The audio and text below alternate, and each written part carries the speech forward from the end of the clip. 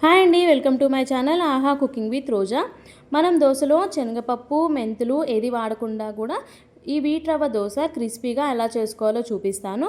First అయితే మనం ఒక బౌల్ తీసుకొని ఇక్కడ ఒక చిన్న గ్లాసు మినపప్పు అయితే తీసుకున్నాను. అలాగే ఏ గ్లాస్ తోటి అయితే మినపప్పు తీసుకున్నామో అదే గ్లాస్ తోటి వీట్ రవ్వ, గోధుమ రవ్వ, దొడ్డు రవ్వ అని కూడా అంటారు, ఇదైతే 2 గ్లాసులు మనం వేసేసుకోవాలన్నమాట.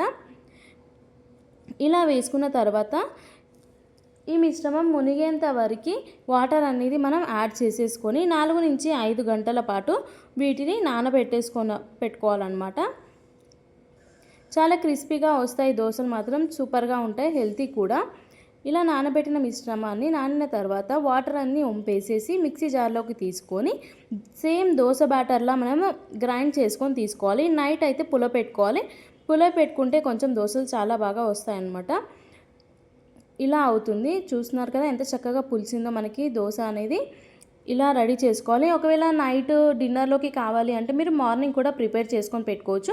ఇలా కూడా చాలా బాగుంటుంది. కొద్దిగా సాల్ట్ అనేది కూడా మనం ఇక్కడ యాడ్ చేసేసుకొని ఈ దోశ బ్యాటర్ని మంచిగా బీట్ చేసేసుకోవాలి. పక్కనే ప్యాన్ కూడా హీట్ పెట్టేశాను. ఇప్పుడు మనం ప్లెయిన్ దోశ, అలాగే కారం దోశ, ఆనియన్ దోశ ఇట్లా అన్నీ వేసుకోవచ్చు అనమాట. మసాలా దోశ, ఇట్లా వెరైటీ దోశలు కూడా ఈ పిండితో మనం వేసేసుకోవచ్చు. ఊతప్ప అన్నీ వేసుకోవచ్చు అనమాట.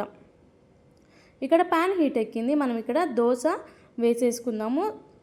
సిమ్లో పెట్టి వేసుకోవాలి. సన్నగా వేసుకుంటే మనకి దోశలు అనేటివి క్రిస్పీగా వస్తాయి. మీకు కావాలంటే గీ యాడ్ చేసుకోవచ్చు, లేదు అంటే ఆయిల్ కూడా యాడ్ చేసేసుకోవచ్చు.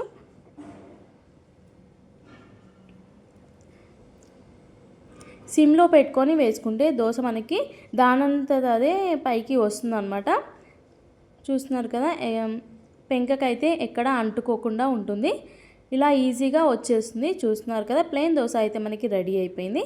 ఇప్పుడు ఆనియన్ దోశ ఎలా వేసుకోవాలో చూపిస్తాను. అదే ప్యాన్లో మనం దోశ సన్నగా వేసేసుకోవాలి. ఇలా వేసిన దోశ పైన మన ఇంట్లో ఇడ్లీ కారం ఉంటుంది కదా, ఆ కారం లైట్గా వేసేసుకొని సన్నగా కట్ చేసిన ఆనియన్స్ కూడా వేసేసుకొని, అలాగే ఇక్కడ గీ కానీ ఆయిల్ కానీ మనం యాడ్ చేసేసుకోవచ్చు. ఇలా మనకి వీట్ రవ్వ దోశ అనేది రెడీ అయిపోతుందన్నమాట. వెయిట్ లాస్కి కూడా చాలా ఉపయోగపడుతుంది ఈ దోశ. చూస్తున్నారు కదా, దానంతటదే లేస్తుంది పైకి దోశ. క్రిస్పీగా ఈజీగా ఇంట్లో ప్రిపేర్ చేసుకోవచ్చు. ఇప్పుడు ఈ దోశలు మనము పల్లి చట్నీ, కొబ్బరి చట్నీ, టమాటో చట్నీ, ఆవకాయ పికిల్ వీటన్నిటితో కూడా సర్వ్ చేసుకుంటే చాలా బాగుంటుంది. నా వీడియో చూసినందుకు థ్యాంక్స్ అండి. మళ్ళీ ఒక కొత్త రెసిపీస్తో మీ ముందు ఉంటాను. అంతవరకు ఆహా cooking with Roja. Thank you all.